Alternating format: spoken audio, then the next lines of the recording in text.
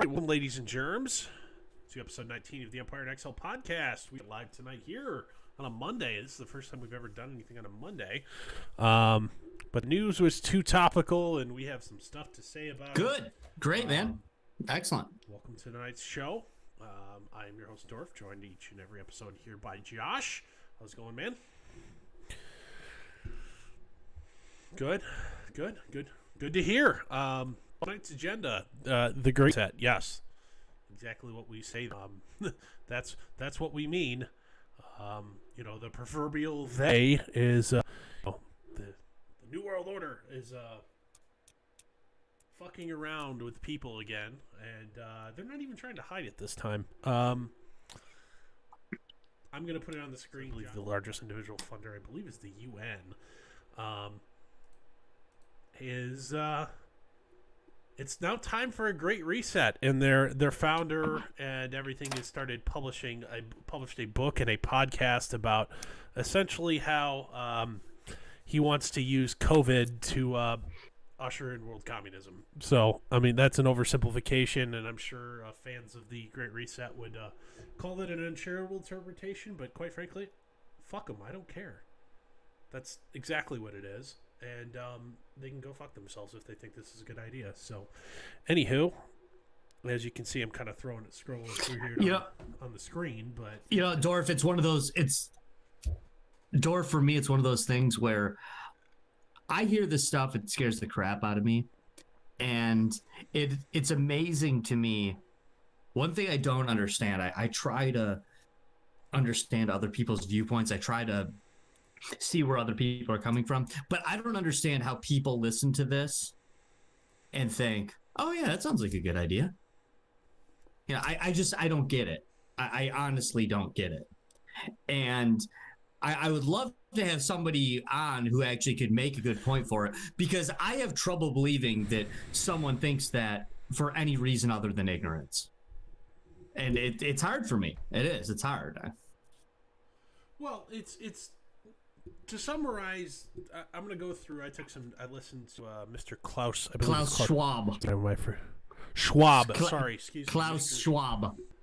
It's honestly, you listen to his economic forum put out on the subject. It's like every bad 70s German villain from a World War II film. Dude, at least hire a Midwestern U.S. narrator or an.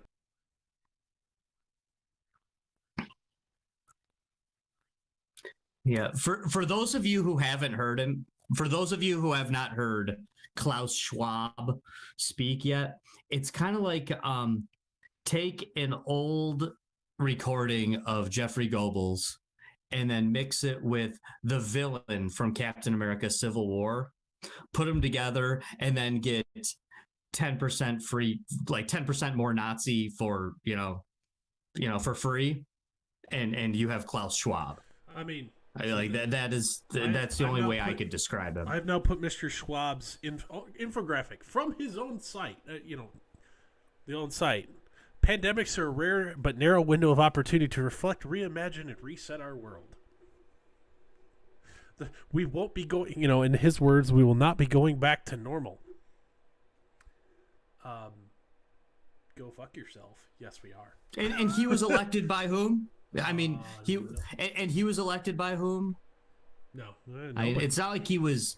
Not only was he elected by nobody here, but it's not like the people of Germany even elected. I mean, this is just a guy who thinks he's smart. Yeah. So this just somebody who thinks he's smarter than you, and he's going to make your decisions for you for the rest of your life. Yeah. So you can find this. I mean, we're pulling this from the World Economic. So it's weforum.org. Their agenda for. It's now titled "Now Time for a Great Reset," published back in June, but this has gotten some momentum here recently. There was another article. I don't have it prepared. I forgot to pull it up, but it also published by the World Economic Forum, all titled the world be a different place in 2030. You will own nothing and you will be so much happier. No, I wouldn't.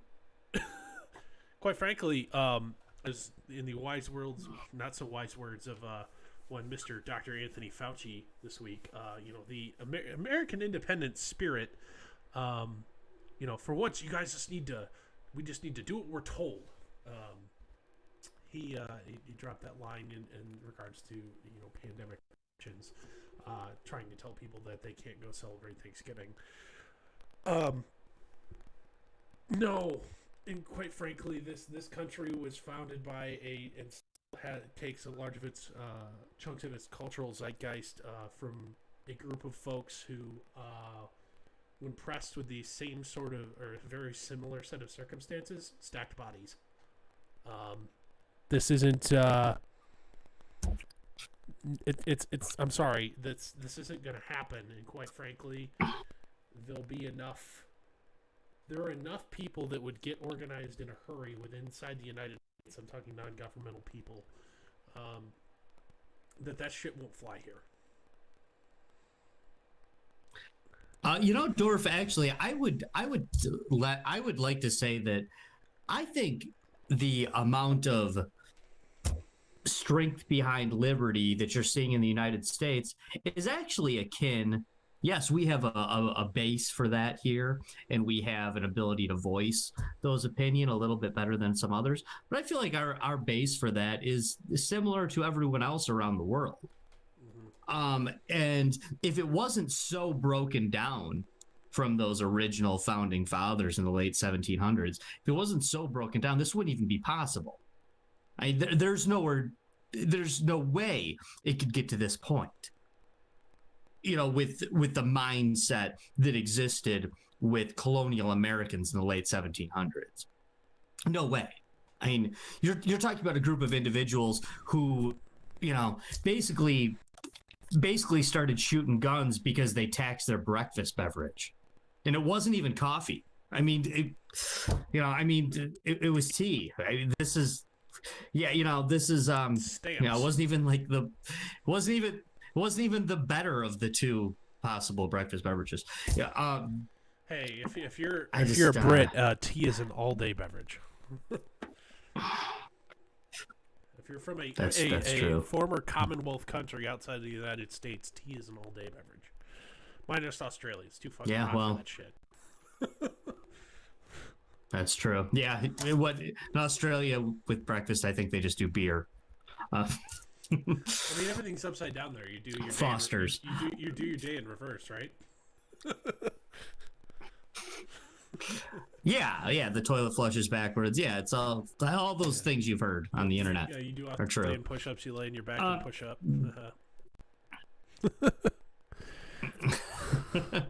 Yeah. Dorf, I was saying to you off air beforehand, before we came on. It's for decades now. I know I'm old, It's decades now that I've been being called a conspiracy theorist. And as I see this stuff, the stuff I've been talking about, just coming true right before our eyes. And guys like Klaus Schwab and Bill Gates and Dr. Fauci saying the things they're saying. Justin Trudeau. I don't know if you saw Justin Trudeau's speech from public availability about 48 hours ago. Yeah, like over the week. I think it was Friday or over the weekend. Totally on board, slurping the Kool-Aid of Mr. Schwab here. Like, oh yeah, we're gonna redefine, we're gonna use this as an opportunity for a great reset. And it's like, Justin, you realize how close your own country is from fracturing? Like, you got shit to take care of in your own backyard. You guys are fucking broke. The one place that makes money consistently without having a service economy is trying to leave you. And that's not even talking about the francophones who, try and leave on an annual basis. Like, your own country is about to split in thirds. Right. Including a huge divide down the middle. If Alberta's were out and does their own thing, quite frankly, they'd be fine. There's not a lot of people there. I mean, but at the same time, they're energy independent. They're a net exporter. They make tons of money. It's an incredibly economically successful area. The only thing they would technically struggle with would be food because it's a frozen wasteland 7 months out of the year, but 6 or 7 months out of the year. But at the same time, like, assuming that you find a friendly neighbor in the United States to its immediate south, which there's no reason that those relationships are already there, and assuming that stays together, it can be its own successful independent country. I think there's only like 300,000 people in the province, though. That's the problem. It's not a lot. There's not a lot going on there outside of the oil hydraulic fracturing industry. But jeez, man. Well, then they can import their food like a lot of the other just like everybody countries do. Sure. Yeah. But anyway, no, you're right though. You're right though, Dorf. You're right. You got Trudeau. I'm basically going on.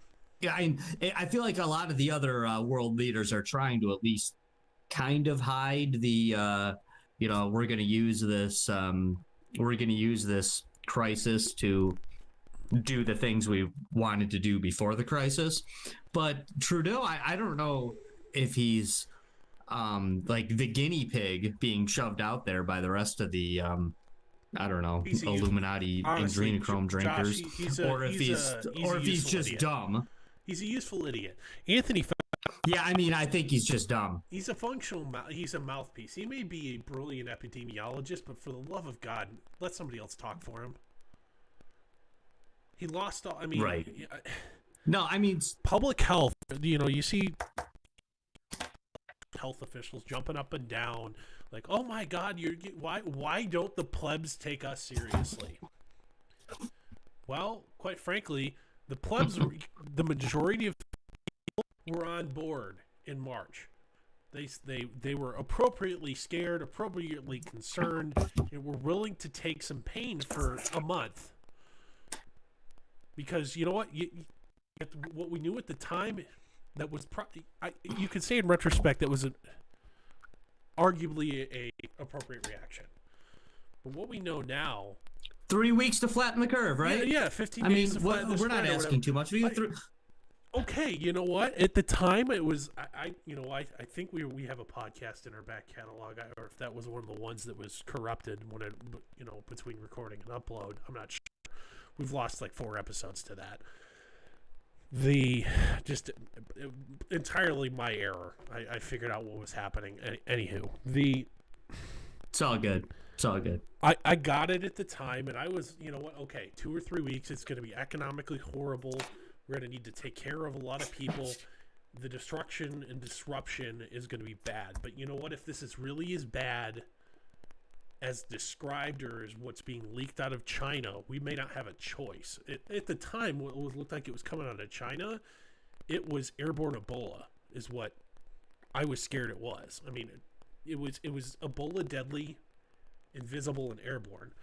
Ebola will never reach this level of insanity unless, of course, it mutates, or at least in its current form, because it's fluid bound.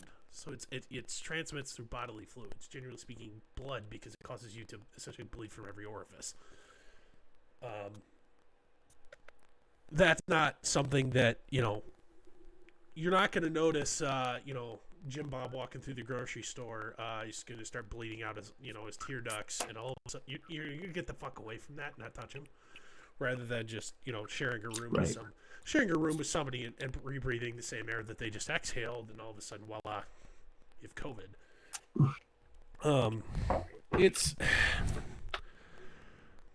But now what we know, it's not a death sentence for almost everybody, especially the economically productive. So why are we locking away the essentially invincible? That the more dangerous activity that they would do going to work would be getting in their car. Statistically, the more dangerous thing they would. Why are we locking those folks away? Yeah, you know what? It would be a wise guidance that, you know what, Timmy and Sally, maybe it's not a good idea to go see Grandma if you aren't absolutely sure you are not carrying an active infection. Maybe that's not a bad idea, but that's your own personal choice to do that, not lock everybody in their house. And now that we know that that's not the case, and public intellectuals, telling the stay inside, you're gonna kill me, and that's and you know what they were concerned, but then all of a sudden clapped like fucking seals when BLM rioted in May.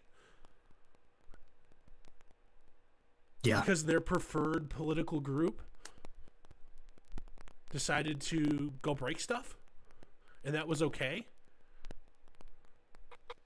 No, and quite frankly, it has nothing to do with the demographics of those who make up BLM. It was the fact that you said you're going to kill everybody if you engage in social behavior, and then you get on TV, use the same form that you have to scare the shit out of people, and clap like fucking seals because your preferred social movement had a party. And are unwilling Well, and that's the thing too, isn't it, Dorf? Go ahead. I mean, that's the thing too, is that, if I don't get either side of this, because I don't get the person that said, oh, you can protest during a pandemic. I have a problem with people being violent, hurting each other, and destroying property. I do not have a different opinion on assault and destruction of property, whether or not there's a supposed pandemic going on. My opinion does not change. So, one bit. Speaking of which, briefly, I believe you have the right to protest. Don't care if there's a pandemic. Briefly done that. So, have you started looking for real estate in Florida yet? Because your boy Ron DeSantis is trying to push legislation through that would allow you to defend your property with legal force. Not just your life, your property. Yeah, that's cool. There's already a law that says I can do that. It's called the Second Amendment. And it's just another thing that the next ruler will throw away when they get in power. Fair enough.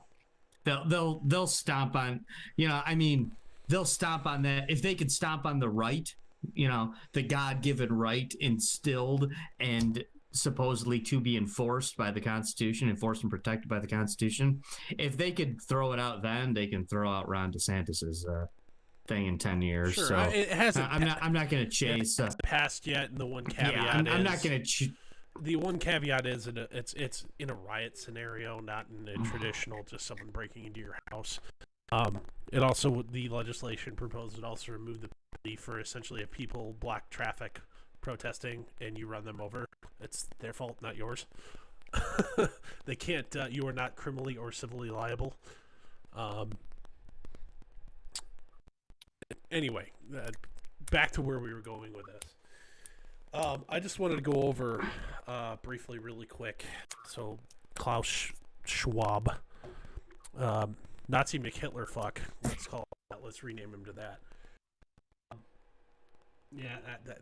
No, Mr. Herr Schwab. He, believe it or not, his first point and his first thing. This is why we can't monetize, Dorf. This is why we can't monetize, because of your potty mouth.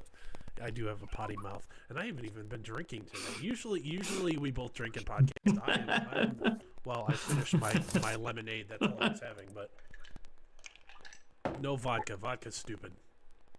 Dark liquor or nothing. Okay. Redefining the social contract. He did have some very good points about what has happened right now throughout the COVID crisis, or whatever you want to call it, or let's just call it 2020.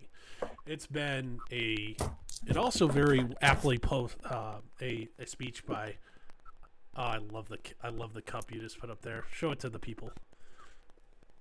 The cup you drink it out. Put it back up there. Join the rebellion.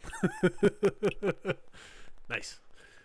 I try to choose the things I drink out of appropriately. God, you taking this podcast, the video podcast experience, to the next level. You bought props. Anyway, I did. So he had some good points about the large scale transfer of wealth between essentially the haves and have-nots. He did it from more of a macro perspective of industrialized economies from developing economies, but at the same time, he had some good points in there. But at the same time, the rest of the reasons for him to redefine the social contract to commie hippy dippy bullshit, while pointing out some valid criticism, valid concerns of the activities. Global communism is not the answer, Mr. Schwab. I saw a great. Can I ask you something, Dorf? Sure, go ahead. How come whenever an intellectual is given the floor or given the ability to decide what's right, how come the answer, no matter what the problem is, how come the answer is always communism, and why are they always wrong? That's what it is, right? That's forgetting who wrote this. I was about to say socialism, but it's not socialism. It's communism is what they're trying to push. It's totalitarianism is what they're trying to push. And if that ever worked, well, then we'd have had it 400 years ago, because they tried it over and over again. Long before Karl Marx learned how to write, they were trying this crap. It doesn't work. Sorry. I know there's a lot of well-meaning socialists out there. Hang on.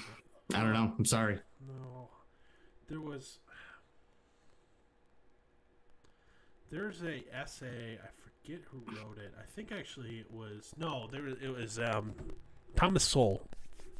It was a interview he recorded a while ago, so it's older. I believe it's actually like standard def, like it's that old. Essentially, every sort of crisis or conundrum, macro crisis or conundrum, has been managed by the so-called experts since the turn of the 19th century. Has been fucked up, ruined, or prolonged by so-called expertise. And the examples that he used were FDR's, I believe it's the brain trust or the whiz kids, I forget what they were called, his League of Geniuses or whatever you want to call it, that he essentially brought into government to help end the Great Depression. A retrospective study of that showed it probably prolonged it by 5 to 7 years, rather than, instead of ending it prior to a world war kicking off, it could have been over prior to World War II if the geniuses hadn't botched it.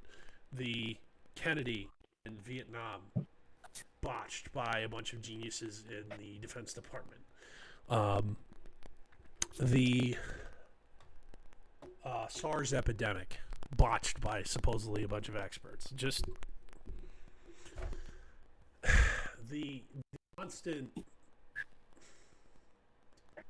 It's not even it's anytime you get a public intellectual, I think it's because they have a set of blinders on, Josh, because it's not even that they all of a sudden the solution to everything is communism. It's technocracy, or the plutocracy. Only the smart people should be allowed to have any influence. If only the dumb people listened to us smart people, it'd be fine. Yeah. Is in essence, quite frankly, as what they believe. A member of the so-called educated class, whatever you want it to be, having a bachelor's degree and a couple advanced certificates. I don't have a master's level degree yet, fortunately. Even though I'm the first person to tell you college is a scam,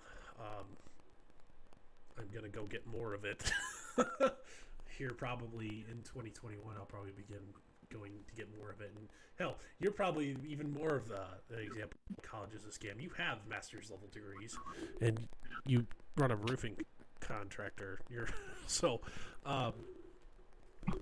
It's just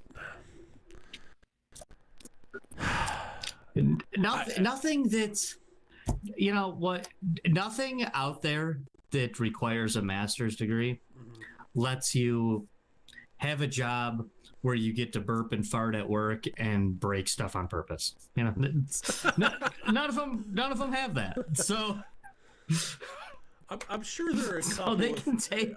I'm sure the petroleum engineers or prototyping engineers might beg to differ, but maybe. Anyway, so getting maybe going back to the Klaus Schwab fella. The rest of his points are, he wants to, the hippy dippy, decarbonize the economy. Good luck with that. It's, I hate to be cynical, but it sounds like the only way that you can reasonably, if decarbonizing the economy is like the one way you need, if it's life or death of the human species, if you don't do that, or there's some sort of catastrophic effect, just come on and say it. You're gonna need to kill half of everybody.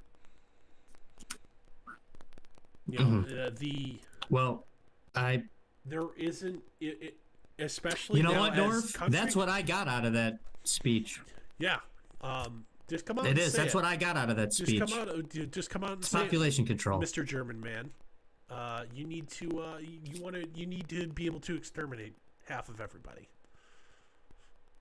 Because as more and more countries develop and more countries become advanced and start driving cars and using, widespread use of electricity, and as their countries advance, they tend to eat more meat, which the meat production, believe it or not, although I believe that you won't see this in mainstream science, or at least touted, meat production based on the amount of grazing, meat production is likely a carbon neutral output due to the amount of green space that must be maintained to feed said cattle. The amount of carbon or methane put into the air, it should be kind of balanced by the amount of green space necessary to grow food to feed said cows. For example, that being beef. I'm pretty sure it's pretty close. Anyway,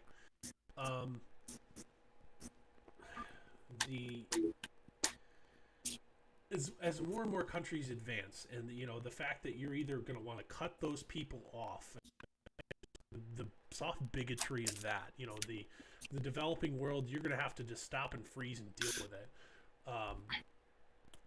and stop, essentially stop reproducing, stop growing, because the planet can't afford you to advance. I just find that incredibly intolerable, and quite frankly,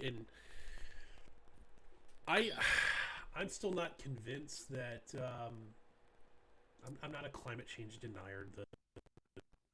The world is changing. I will debate with you the measurable impact that humanity has had on it, and the effects are, haven't been shown to me or not been proven to my eyes to be civilization altering or civilization ending problems, to necessitate complete reorganization of the way we do things. It's not an immediate threat, and you can't convince me, or I have yet to be convinced. Let's put it that way. I've yet to be convinced that this is a civilization ending problem. No, Dorf, I'm with you. I'm with you. I don't buy it. I don't see where this world is overpopulated. No, I know there's quite frankly areas of the world that are kind of overpopulated. It's not even that, Josh. It's the world could you could still double the population with current technology. We can still feed everybody. logistics are a nightmare, as Oh, they of course. always are in everything. As you're looking at, brief aside of the decent news, depending on your perspective of the COVID vaccines this week, the Pfizer one has to be kept at negative 70 degrees Celsius in transport. You know how impossible that is in the current logistics network to get that out to anybody outside of a large city? It's insanely impossible. Now, the good news is with the Moderna, It's hard. It's not impossible. At any sort of It's large, hard. It's not impossible. large rapid scale, negative 70 Celsius, and has to stay there, otherwise it spoils. That's knowing what I do about the logistics industry. As somebody who works in that field, it's not going to happen. Let alone quickly. You can build the equipment to make it possible, but it's not something that can be made quickly or enough to give it, to make it, to give it down. But the good news is about the Moderna vaccine, you can transport that essentially in a refrigerated truck and it'll be just fine. And you can keep it in the fridge at refrigerator temperatures, like your household fridge can store that. It has a 30-day shelf life. Your freezer at your house can store it and it'll have a 6-month shelf life. The Moderna one. That's the good news. Okay, you're just talking vaccines now. I'm just talking to the two specific vaccines, but just getting to the challenge. Okay. Just aside about the challenge of logistics. Okay, just Dorf, when people in this world are using the technology that does exist, by the way. Oh, when people in this I'm world not saying the tech doesn't exist to do that. Are moving. Hang on. Let me finish, bro. No, I'm not talking about that. Oh, sorry, when people in this world are moving to Antarctica because other places are just too damn crowded, then I'll start to buy this stuff. But we haven't even, quite honestly, yet begun to fill this planet. We really haven't. And this planet is plentiful. It's got tons of resources. Maybe there comes a point, decades down the road, centuries down the road, where beef becomes a really expensive thing for people. Naturally, but the private market, regular, that would just happen. No government involvement is necessary to make that happen. What I'm seeing from Chancellor Schwab or Herr Schwab, Hale Schwab, whatever you want to call him, what I'm seeing from him and Mr. Trudeau and other like-minded people is I'm seeing a pattern here. I'm seeing that they've had an agenda for a while. The agenda of here in America, I'll throw out a popular name, Alexandria Ocasio-Cortez, many others. They have an agenda that they want to, well, basically, they are more than willing to allow. They're more than willing to allow totalitarianism to get this agenda if necessary. But truth be told, they tried it the easy way, right? They already tried it. And let's be honest. You don't mind admitting it, Dorf. I don't mind admitting it. Other people deny it. But it's true for the vast majority of the population. Nobody cares about climate change. Nobody cares. Some people pretend to care about climate change. Some people admit they don't care about climate change, but nobody cares about climate change.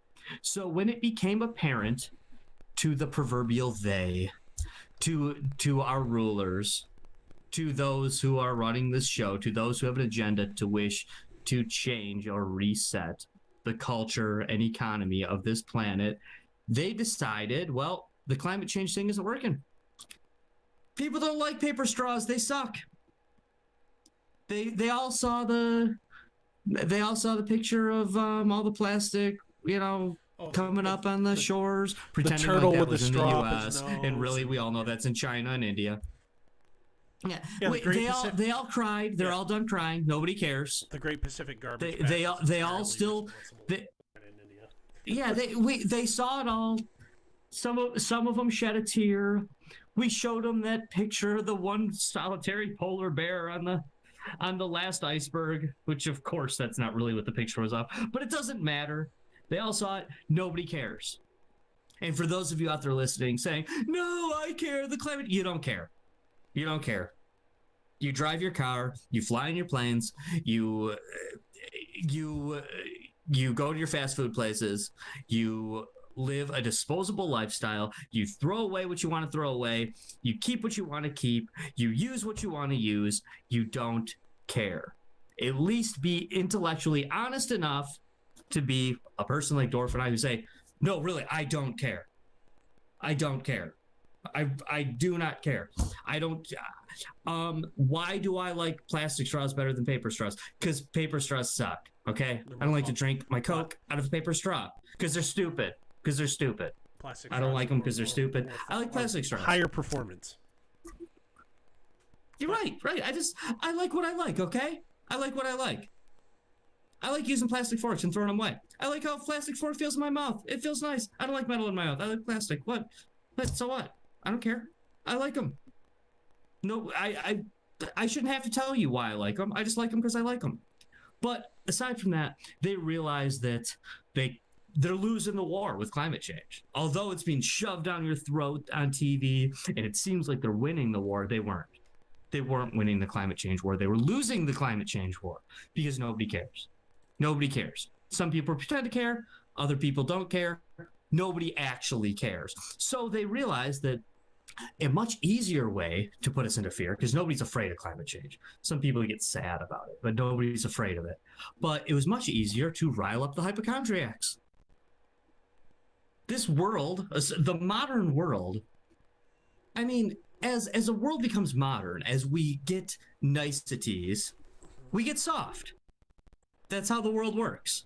You know, you get soft as things get easier. Can't change that. You know, I pretend like I'm tough, but really, I mean, come on, like I'm not as tough as the wimps were in 1650. You know, that's just how it is. I mean, quite frankly, so it's really easy to rile up the. Josh, like if you have a bad day today, you know, worst case scenario, you might get fired from your job. You get fired from your job.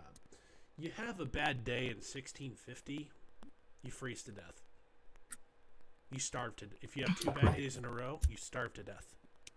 Oh, that broken leg you just suffered at work, or you know, in their case, you know, foraging, hunting, you know, just subsistence farming. That's a 50-50 chance whether you make it through the winter. Now it's and you know what? There are still people on planet Earth living like that. Oh, there are, but most aren't. And quite frankly, there's probably closer to more than half that is still reality. Not the freeze to death, but you know, a broken leg or a maybe the office per se, not the literal office, but you know what I mean. Is a life and death bad day. No, that's. And I'm willing to acknowledge the intense place of privilege that you and I are sitting in our nicely heated homes, talking through the internet, bitching about problems we don't have. So Sure. I'm willing to do. You know, I acknowledge that. I hate the concept of you know the social justice concept of privilege, because you know what, I'm not going to apologize for capitalizing on my life circumstances, because quite frankly, if you had the same or similar or better and you don't, that's too bad. You know, too bad for you. And you know what, life isn't fair. Get over it. It's just, you know, the man per se isn't the reason you know are having a difficult time looking in the mirror. At least in this part of the world, it is. No, let's be real, Dorf. How many hypochondriacs do you know? You know, of course, don't say anybody's name. You don't have to even give a real number. Just think about it in your head, and people out there listening, you know people out there who are freaked out about everything. Maybe you're one of them. I don't know. You know. No, absolutely not. But I can think of one. Yeah. Oh, geez, I got about a dozen floating around my head right now. No, I know a lot of people who are just Very, they're always scared they're gonna get very sick. much the And the folks thing that is, I grew up around with. It was very much the rub some dirt in it, get over it type family. So no, I'm with you, man. And but they're everywhere. People are so freaked out about this. They think they're gonna die from this invisible foe named the coronavirus. When really, I don't. What exactly are you afraid of? We live in a world where oh my God, don't eat that pizza. It's been in the fridge for 3 days. Don't I don't do this. Don't I mean what? Okay, so you eat the pizza. You get the coronavirus. What's gonna happen? You're gonna get diarrhea. I mean, what you act like every one people act like every one of these little instances is going to lead to, and then you die, life's a and terminal then you disease. die, and Well, then and just it's then Josh. death, It's not Josh. It's not even then that. death just It's happens. the hypochondriacs have all the, let's call it, the political power, because heaven forbid that Mm-hmm. there is data about this invisible enemy out now where there wasn't in March, where it was the average Joe was willing to make the bargain that, you know what, we may have to stay home for 3 weeks. It's gonna suck. We may not make rent this month. Fall behind on our mortgage, but programs are being made available. We'll make up for it, but things might suck for the next couple months. And you can make with most people, but now that the data is out there about the survivability rate in the case, even the case infection rate is tanking. Not even the actual projected infection rate. Sorry, the case death rate versus the infection fatality case fatality rate versus infection fatality rate. Sorry, the data is out there now, and for most people, including ourselves here, I could say, there's ritual public shaming of folks who acknowledge the risk and say, "Yeah, not that big of a deal. I'm willing to get out with life." It's not scary.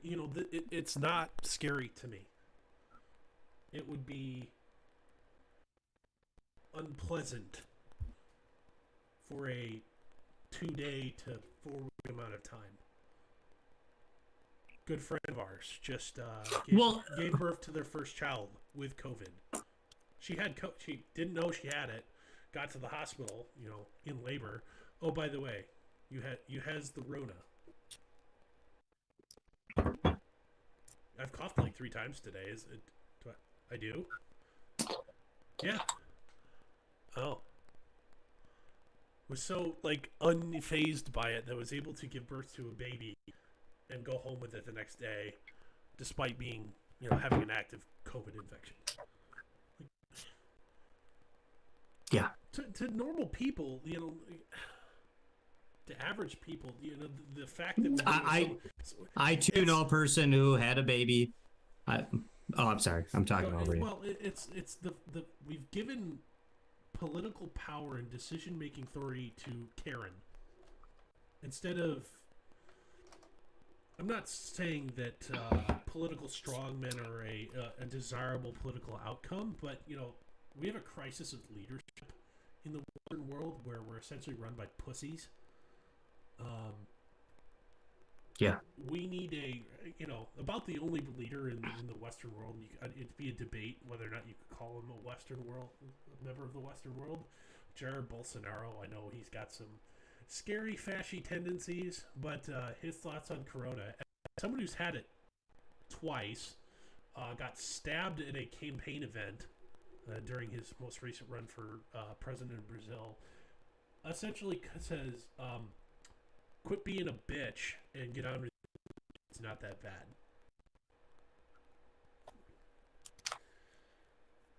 Not to say that is the absolutely appropriate way to take things, but at the same time, the lack of wherewithal of people in elected office in the Western world to be honest with people and say this is not the same risk for everybody here.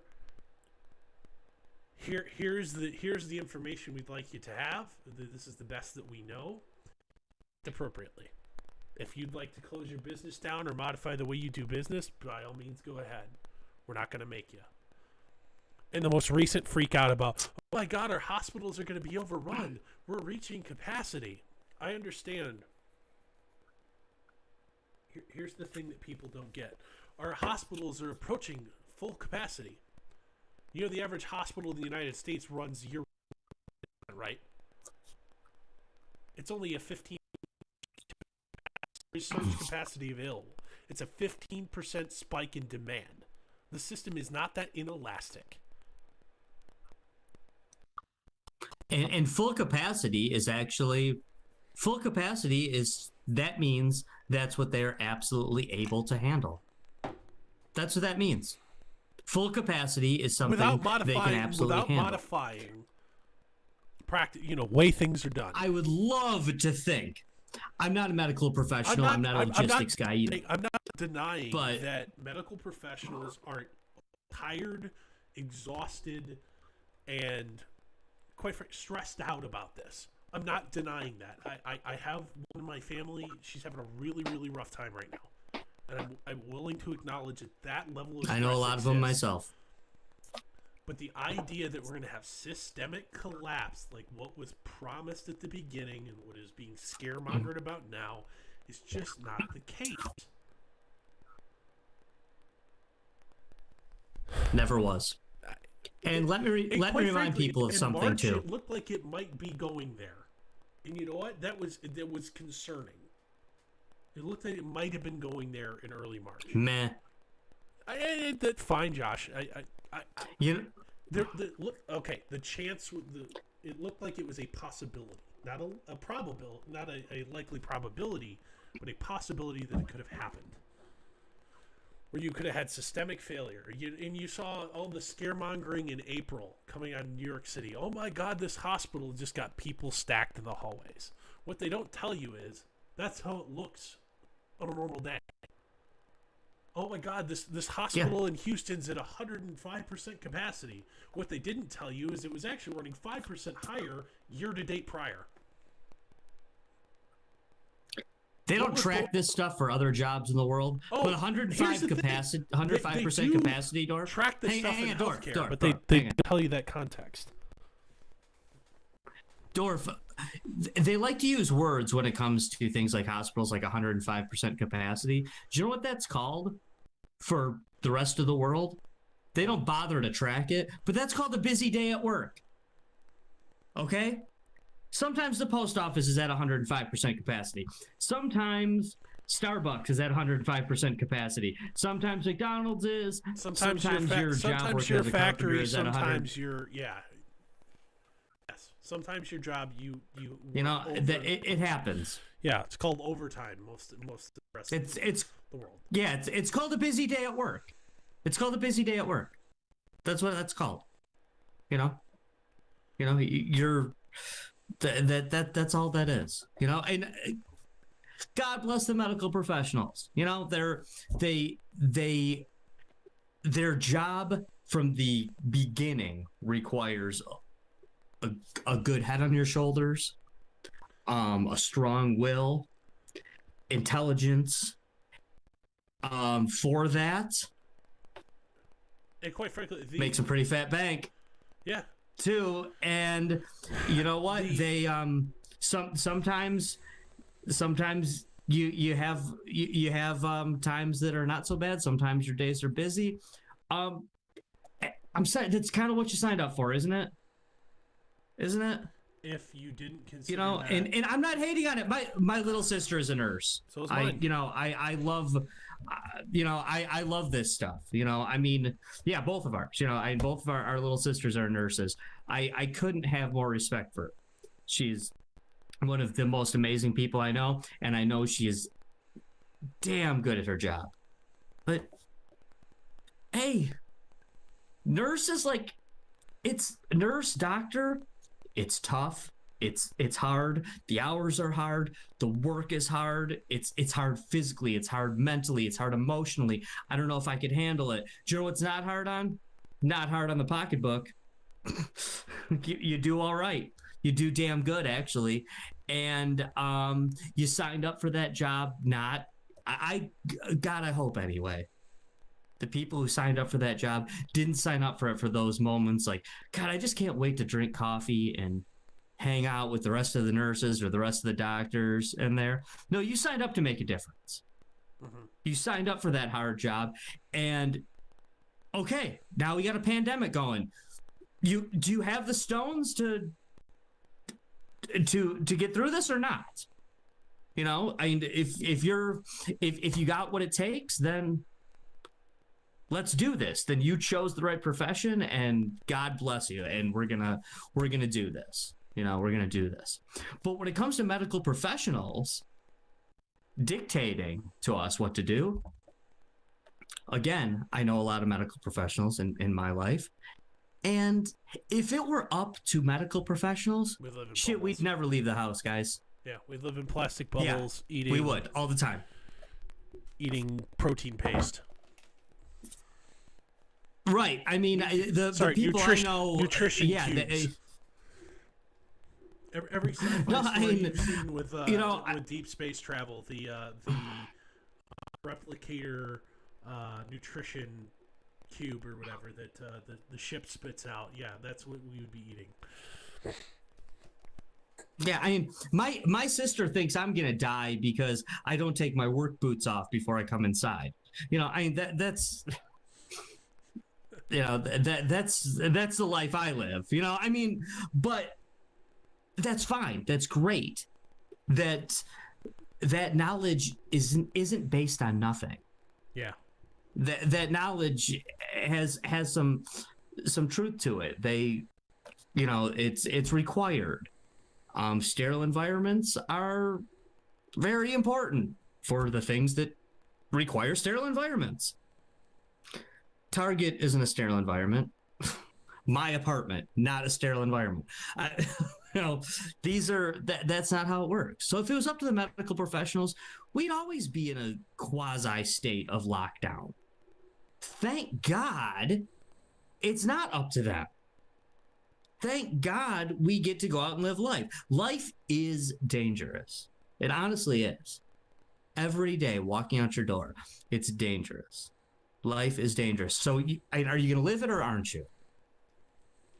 You going to live your dangerous life, or are you going to stay in your house and pretend like the life you're living isn't dangerous? Because it is. Nobody makes it out of this place alive. I haven't met anyone yet anyway. So, I mean, you're going to drive around in your car, texting while you're driving, scared of the Rona?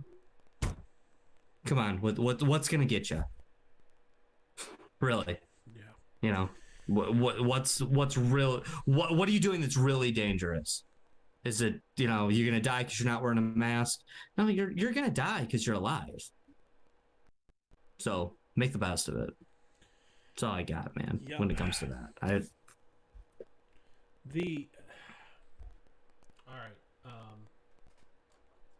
Kind of getting back to, you know, outside of sure. Rolling it back to Mr. Schwab's statements here. Wants to redefine, you know, we want to shift from shareholder capitalism to stakeholder capitalism, which is a focus group tested way to say commie. Arguing for the right return of big government and government involvement in corporations, so there would be no such thing as a privately held corporation. That government would force its way into ownership, at least partial ownership in strategic industries, putting it the whim, you know, taking. Oh, but we got to keep markets in mind. No, that. Bureaucrats into markets is not keeping markets in mind. It's mixing politics and economics. The first rule of economics is there's trade-offs. You know, there's costs and benefits for everything you do. The first rule of politics is ignore those. You can't mix them. And then essentially shift to you know, we all live on this planet together. We all need to cooperate, and the best way to do that is a one world government. And no. The best government is the most, your distance to power determines essentially your freedom in life. The closer you are to the seats of power, the more easy, the more reactive it is to you. Frankly, it comes down to the fact that if I am governed or participate in a government system where the guy that is in charge at the moment lives down the street and he turns into a tyrant, the mob, per se, can grab their pitchforks and torch, depose the guy. But however, if the person that At the very least, they can vote him out next time. yeah, but I'm talking at like the root of it. I'm not saying that that's how it works now. Like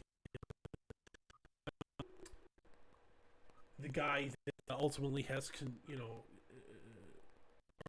over your life is another continent away, or isn't somebody you have a power to influence. Are you? That's a terrible way to live things, because what can you do about it if you're unhappy or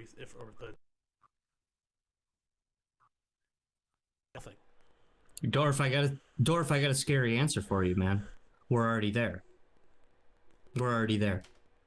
Doesn't mean we need to go farther. Exactly where we're at right now. Doesn't mean we need to go farther. No, it does not.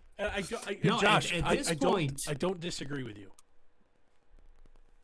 At this point, I'm not one of these people that, I do like to use the proverbial they when describing some of these guys, because I don't necessarily believe that there's a big bad. I know everyone likes to think that this is a Marvel Comics movie or something, and that there's always some big bad guy behind the scene. There was somebody that's going to.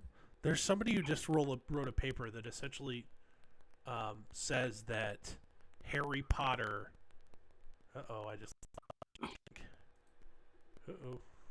There he goes.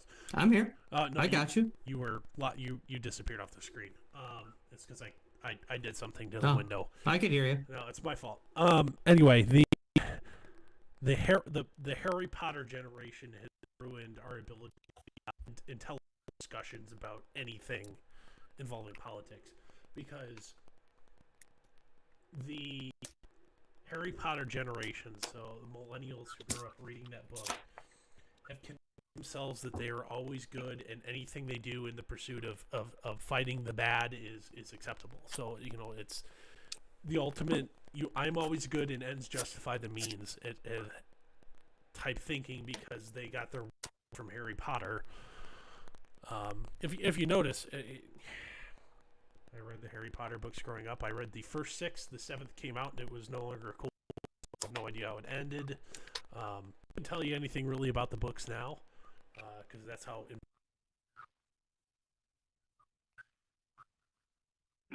philosophy, like soul and pain and etc. I'm that old. I feel, Dorf, sometimes I feel like you're setting me up to just have to admit how old I am when we do these shows. My kids read the books. I saw the movies. Yeah, I have not watched my two oldest kids. I haven't watched this. I haven't watched a single one of the movies. Not a single one. So I watched the movies with them because they had already read the books. A generation of folks got their philosophical background from J.K. Rowling. Oops, that has consequences.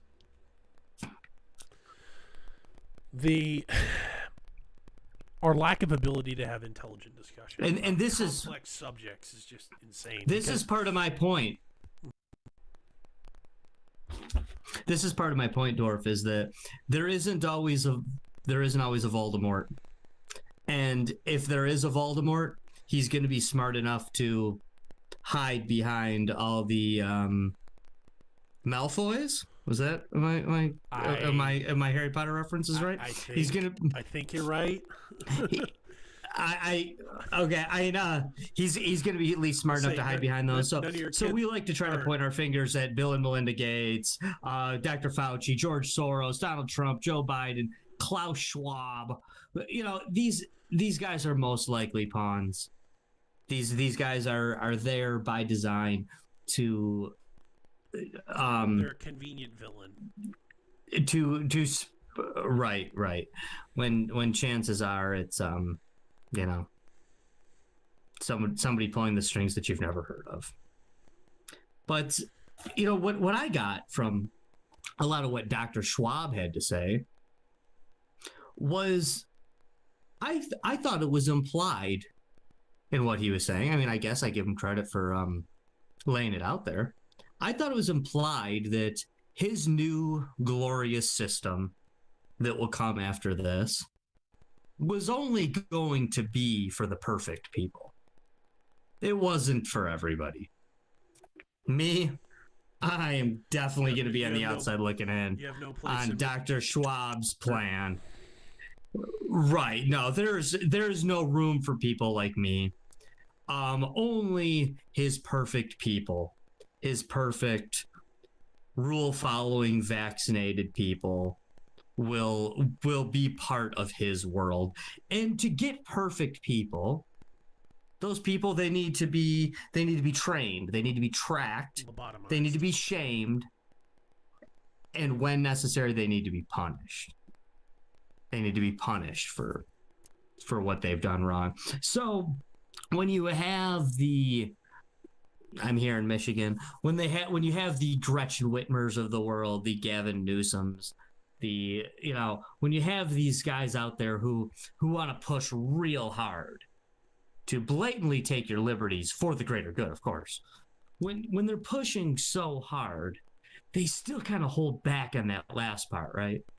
And like here in Michigan, in the state of Michigan, our governor Gretchen Whitmer, she's been pretty draconian, except other than probably New York and California. I mean, Michigan has probably been slapped down by the courts and has said, "Oh well, fuck you, I'm doing it anyway," and has just started doing stuff again anyway, despite the checks and balances really built into the system. That she's doing it again anyway. Right, she is, but it's always kind of seems like whenever she does it, she takes these big leaps that are so anti-liberty, so anti-freedom. But then she always kind of throws something in at the end, like, "Well, this is just the health department saying this," or it's plausible deniability. Aren't going to be actively. Right. We're not going to be actively writing tickets for this. Like, I don't think there was ever. I'm not sure how many tickets were ever actually issued to somebody for not wearing a mask or for disobeying these rules. Businesses, perhaps, but not individuals. Businesses for sure. And, I mean, you look at the. Businesses have been hit hard. In Owasso, or if you go out to, I believe it's New Jersey, you've got that Atlas, the Atlas Gym. Or Atlas, I forget how exactly it's pronounced. Yep. Where they had to partner with somebody running for public office, and they declared their gym a campaign office so it could stay open. And those guys have, I believe, incurred in the state of New Jersey like $500,000 in fines because they good for them. Forbid, fight the power. Heaven forbid, committed the crime of wanting to stay in business. Where, to be fair, you look at the COVID restrictions handed out by Michigan, which are going to start on Wednesday. I would love for somebody in the Michigan media to grow the balls to FOIA Gretchen Whitmer for her data set on how she's chosen her restrictions. Because honestly, outside of the largest vector of transmissions in the home, followed by small group gatherings. Why are you shutting down everything else where there's not a data set to prove that transmission happens in large scale in these scenarios? What is your rationale for that? Is it because I don't think it's I mean, I can give you what I think. What's that? I can give you what I think. I have to do something. She's pissy. I'm bitchy and vindictive, and I have to, for political reasons, act like I care and do something. When you know what, quite frankly, the most powerful mark of a good and decent leader is knowing when to do nothing. And this would be one of those exact scenarios where, you know what, we'd highly discourage you from, you know what, having a traditional Thanksgiving may not be a good idea because the number one way that this disease is transmitted is in small group gatherings inside the home. And the data does show that. To be fair, we would encourage you to reconsider. This is revenge, Dorf. It is because the proles, the little people, acted out against the advice of their betters, and now they need to be punished. That's what, you're right. That's all it is. It's supposedly it's that's the narrative. That's the narrative. You know, that is the narrative. You know, they're trying to dehumanize people, and then to demoralize them after the dehumanization has happened. But yeah, so you know, wear your masks, start infighting amongst the mask wearers and the non-mask wearers, and it's your fault, by the way. It's your fault that you aren't allowed to have Thanksgiving with your family because you didn't listen to me. And you didn't wear your masks right, and you didn't stay home when I told you to. It's your fault. It's not the fault of the ruler who's bringing this rule upon you. No, it's not. It's your fault. It's your fault because you didn't listen properly. You didn't do it. You're to blame. You are to blame for your own suffering because you didn't do what you were told. Yeah, you did not do what you're told. You didn't do it. So that's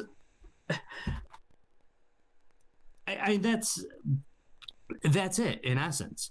This is Gretchen Whitmer's revenge. She is mad because so many of the bars and restaurants didn't follow her orders to the T. Most of them followed it, by the way, but they didn't always follow it to the T. They didn't kick out every person who, when they got up from the table to go to the bathroom, they didn't put their mask on. And sometimes when people walked into bars without a mask on, and it was like, you know, a 7-foot walk to the bar stool, they didn't refuse them service. Yeah. They didn't kick that person out. Yeah, they didn't refuse them service if they got to the bar stool before somebody said something to them. They sat down and said, "Hey, Sally, what's up? Hey, how you doing? What's up, Chuck? Hey, Hey, how's it going? Yeah, Bud Light today." You know, they didn't kick that guy out. They didn't kick him to the curb. They didn't sacrifice their own business and their own. Sometimes they let it slide. That's not okay. And quite frankly, now she's gonna be. Go ahead. Sorry. She's gonna be the Grinch that stole Thanksgiving now. She's gonna do that to the people who she didn't do it first. Didn't do it, and then there's gonna be all these proud little statists. The cuck from New York and the cuck from California. Go ahead, Dorf. The cuck from New York and the cuck from California did it first, and she's now got her political cover that it's not just me. Right. And the one thing that you can I can gladly say about my new home state here in Indiana is Welcome hasn't quite been like Kristi Noem based of South Dakota. He's been pretty close. He's done okay, and he's not signs of getting weak here, which makes me happy. Good for him. No, I mean, and our neighboring state, Ohio, Mike DeWine is the governor of Ohio, a Republican. Nanny. God, has been his sissy. Yeah, I mean, the Republican narrative right now is the Democrat lockdown, the Democrat shutdown. I call bullshit on that right away, though. And Mike DeWine is the absolute perfect example of that. And hey, when it comes to Donald Trump wanted to get pissy with Gretchen Whitmer on Twitter and, go back and forth. He didn't do shit for anyone's liberty, but he wanted to go back and forth with Whitmer frankly, on Twitter if you wanted to criticize her and take a dump on Twitter, or take a dump on Whitmer on Twitter. But he praised Mike DeWine. They did the same stuff. Quite frankly, if you're praising one because there's an R next to his name, and you're crapping on one because there's a D next to her name. Stupid. And quite frankly, not that his time likely in office, he's only got about 2 months. 2 months left, if we're entirely honest here. I'm not. I would prefer a second term. Biden won the election. I would prefer a second term from him. It doesn't look likely. Not all avenues are exhausted, but those avenues are getting more and more narrow by the day. If you really wanted to, you had the momentum at one point to do a Dwight Eisenhower, and like when I believe it was Eisenhower, was he the one that sent federal troops into Alabama to force the desegregation of schools? Was that Eisenhower, if I remember correctly? Yes. Okay. Had his moment where he could have done that. Nope. These lockdowns in your state are against the U.S. Constitution. I am deputizing your guard. We're going to roll in federal troops into your state to prevent you from enacting these lockdown laws. He had his chance. He could have done that. He had the legitimacy at one point to do that. He blew it. Fucking blew it. Dorf, I firmly believe he'd have won the election. If he would have, for once in his life, not been the Twitter asshole. Because, sorry, I don't like calling the leader of the free world an asshole, but if... Well, quite frankly, stopped being the Twitter asshole. That was spoke his appeal. To the country. He was the Twitter asshole, but at the very beginning of his tenure, it was, well, at least he's out. He's always been a dick. That's arguably how. Yeah, Dorf, I stopped buying it. Oh yeah, that wore off. I stopped buying that 2 weeks ago. Yeah. Well, I've always been critical of his demeanor and the way he talks to people, talks of people, talks down to people. I've been extremely critical of his tweets, and I have always been told throughout this time, well, but that's what won him the election. That's him. That's what won him the election. Well, guess what, guys? That's not what has made him it just lost him an election too. Yeah, it did. It lost him an election too. Okay, I 100% give it to the Trumpkins. It won him an election in 2016. It lost him an election in 2020. He was running as a candidate. He forgot to run as a president. Sorry, I don't know what to tell you. No, that's absolutely fair. He lost. And quite honestly, he could have stole a whole bunch of votes if he went hardcore the other way. If he went hard, this is trying times. As a libertarian, I know that there would have been libertarians. Libertarians are idealists. They really are. And we like the Libertarian Party. But if we heard a president of the United States stand up for liberty and freedom and talk about our rights under the Constitution. The Libertarian Party would have considered somebody this cycle and just endorsing the Republican? I do. If he ever actually, Dorf, I've sat by for the last year, for the entire year of 2020, just waiting for somebody in one of the two political parties to at least mention our liberty, to at least give credence to the idea that I think it should be locked down, but maybe I don't have such power. Well, or I swore an oath to the Constitution to defend people's liberty. You had a little bit of that in a small state governor. I'm saying a couple small state governors, but nobody at the federal Dakota. level. Yep. Right. No. Mayor's or governor of South Dakota is about the only incumbent in the United States government. Her and Rand Paul, who I would consider voting for anything right now. A little bit of Ron DeSantis. He was a little late. Say again, Dorf. Ron DeSantis of Florida. He was a little late to the party, but has been after a slow start has been doing quite well for the last 6 months. Yeah. I like his bark. Not crazy about his bite. I know a lot of people live in Florida, and they don't. I don't feel like they're feeling an abundance of freedom right now. But yeah, he's saying the right things. I guess that's something. It helps. But, it is what it is. I mean, one thing I've been telling people is, a lot of people, I didn't vote for Donald Trump, but a lot of people are telling me, Josh, you're so anti-masks. You're so anti-mask mandate. You want to wear a mask, go ahead and wear a mask. But, I'm anti-mask mandate.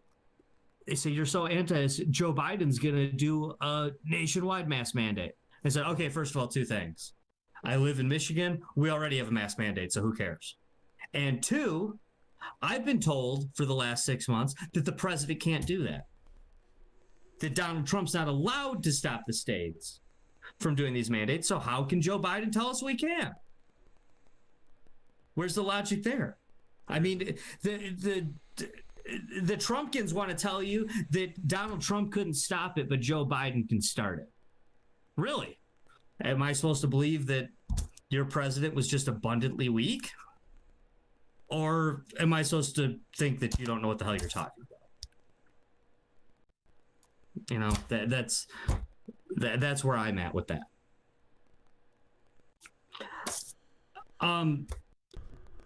Dorf, I feel like there's some key words that we need to go over. Sure. With this stuff, because as the Klaus Schwabs of the world openly push this agenda on what is to come next, a great reset, a global reset, if you will, of the economy and the culture, you're going to hear some words. So I want people to know that they heard it here first, right on the Empire in Exile. So the words you are going to hear so much that you just can't disagree with, because these words are so nice and they're so great, and who could possibly be against this stuff? But the words you're going to hear as this reset begins are, we need a culture that is sustainable,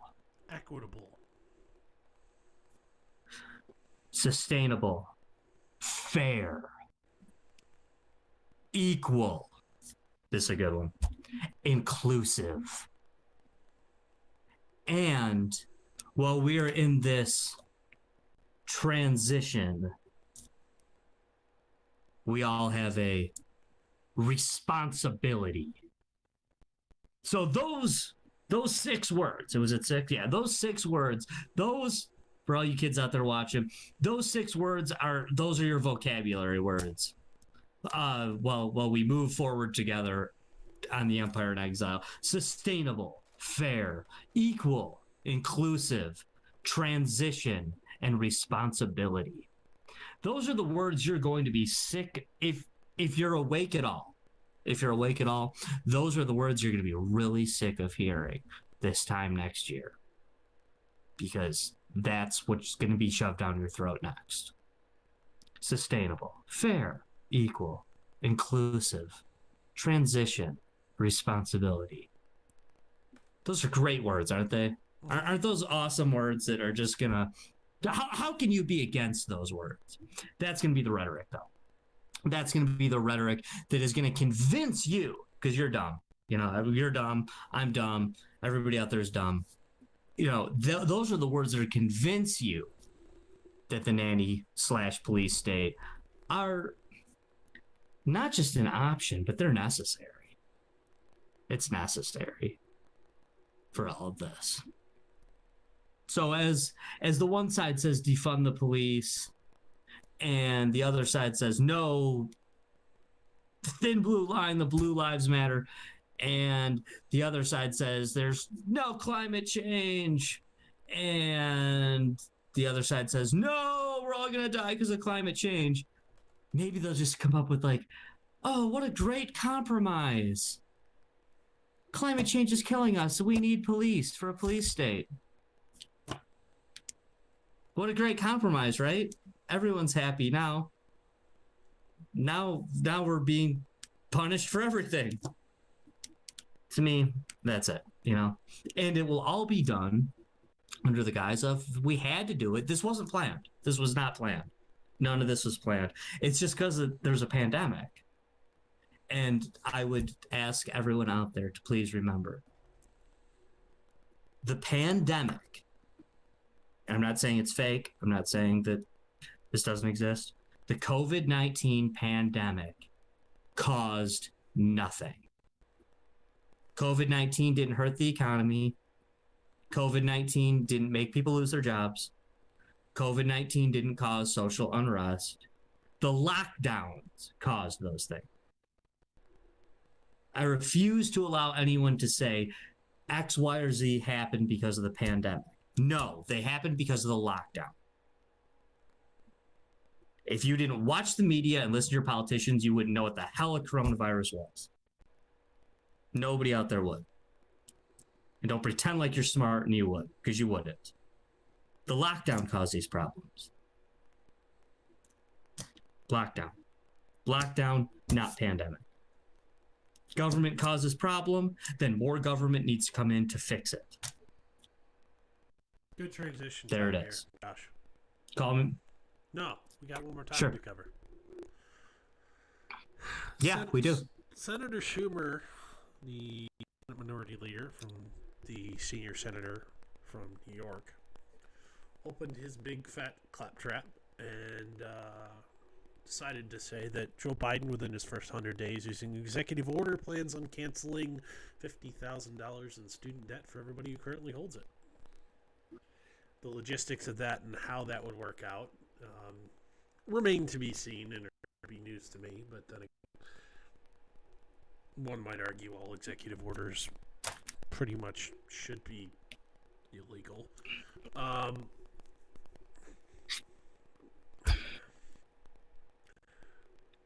Do you know what's so cool, Dorf? The Democrats can start liking executive orders again. Yeah. That's neat, isn't it? Yep. I remember 4 years ago when Democrats loved executive orders when Obama was doing them all the I got time. a pen and a phone. And the Republicans hated them. Yep. Yeah, I got a pen and a phone. Yeah, the Republicans hated them, and then Republicans loved them for 4 years, and the Democrats hated them. And so we can all just stop pretending like Republicans and Democrats hate executive orders. They don't like executive orders that they didn't that the other side does. They love they both love executive orders. Yeah. Now, Joe Biden, in its suppress availability today, lowered that number to 10,000. I'm not going to lie, I would personally benefit from that. However, Good for him. It's a horrific idea.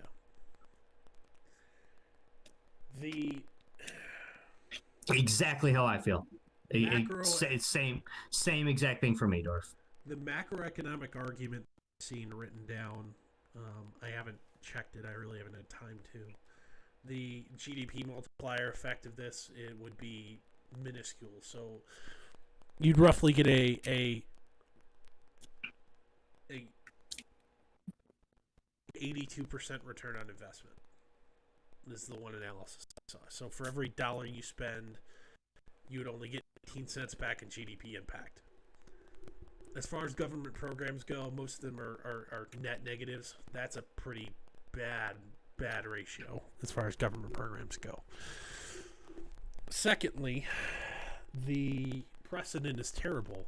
There's plenty of folks that made financial choices to take on less debt, not go to an expensive school, not go on vacation, buy a smaller house post-graduation, work longer hours to pay their debts off.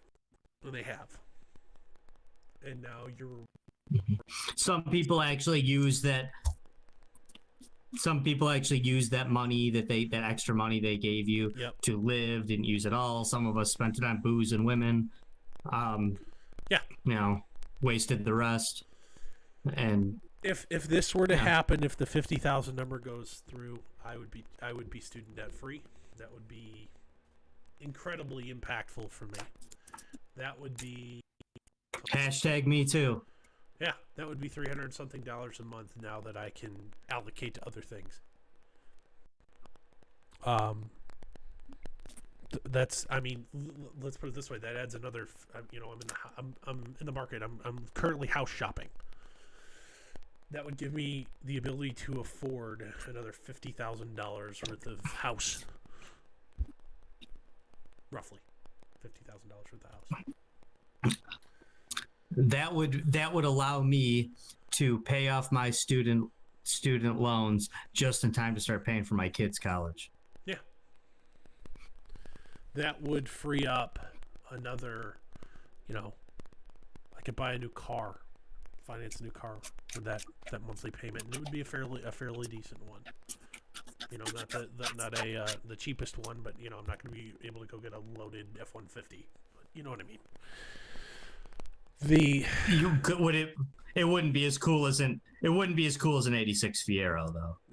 No, it would not. I don't even know I'd fit in an 86 Fiero, but next time you're in town, I'm gonna take a picture of you trying to get into my 86 Fiero. Okay, we will do that. Yeah. Live on air, perhaps. Live stream it to the channel, yeah. However, it's not even the perverse incentives. This would just be using the federal purse and the taxpayer, the majority of taxpayers. It'd be hipster. It'd be bougie welfare. It'd be a massive wealth transfer, the uneducated to the upper middle class. The majority, this is not. That doesn't mean there's not the dipshit undergrad who went to a private school and got a degree in feminist basket weaving that can't collectively $25,000 a year in order to pay off their $150,000 to $200,000 in student debt. That doesn't mean that person doesn't exist, but the average person, out of the current student debt obligations, 56% of the overall debt held is to pay for school. The average person that went to grad school ends up in their lifetime in the top 1% of earners. Top 3 rather. Top earners. You're going to transfer wealth from the bottom 97 to the top third. That's a cynical me says, well, doesn't that shit code already happen? Oh, tax code. But I'm not gonna lie, it would be incredibly beneficial. It would be incredibly personally beneficial. Dorf, can I throw something down for you? It's wrong on a practical level. It's wrong on an ethical level. It's wrong on a perverse political incentives level. It's and quite frankly, if you're going to do this, you're going to need to cover the first $50,000 of everybody coming at thereafter. And quite frankly, write people a refund check for the $50,000 that they've already paid off. Otherwise, quite frankly, right. How is that not run afoul of the Equal Protection Clause? Right. Well, I mean, they'll get around that because I'd love to see how. It quite frankly, it's disgusting. Dorf, can I tell you what I think is really happening? Can I tell you what I think is really happening? And here's the other thing, Josh. It would be rewarding people who largely vote Democrat. It would be largely rewarding Democrat voting blocks with the taxpayer dollar. It would. Now, tax programs reward voter bases left and right. But that doesn't mean it's right. This is wrong, and we should call it out for that. Go ahead. Okay, Dorf, I have a bit of a theory on this. No solid data here that I'm about to present, but when this all first came out, the whole forgive student loan thing, when I first started to hear about this, Bernie Sanders, years ago, a couple years back, I started to think that's ludicrous. That will never happen in a million years. It'll never happen. And then they kept talking about it. So I thought, okay, they're really talking about this. This is something that might happen because they keep talking about it. So then I start to think, what's behind that? What's really behind that? It's not. They don't. I hope everyone out there listening knows that politicians don't really give a shit about you. So I'm thinking, who's behind this? Who's behind this? Always follow the money. Basic rule of life: follow the money. It will lead you to your answers. So who's behind this? It doesn't benefit the politicians. They don't, and it might benefit certain people. It'll hurt a lot of people in the long run. It'll benefit certain people, but they don't really care about that. That doesn't really matter because they spin what they do. But then I got to thinking about it. I'm thinking, wait, won't this hurt the universities? But no, because God knows the universities are still going to make their money. We know that, right? The universities aren't going to stop making their money. So I got to think about it. The universities are who benefits from this. The universities are the special interest behind relieving the student loans. Because there you go. Seize the endowment. Now, because now they actually get their money ahead of time from the government instead of from the people. 2, more people getting stupid and dumb degrees. So keep pumping them in because now we got some funding, so it's coming in. Josh, that's not even the largest component of it. You flooded. You flooded. You're right. My number 3 was. My number 3 was. Oh, sorry. No. My number 3. This is the kicker, Dorf. This is it. That kid you were talking about, working at the Starbucks with the degree in feminist basket weaving. The guys, I don't know, doing podcasts at night with master's degrees in, American history from a global perspective. All those people out there with, here's one of my favorites. So many of these out there. The master's degree in creative writing. Huge one. Do you know what those guys have in common?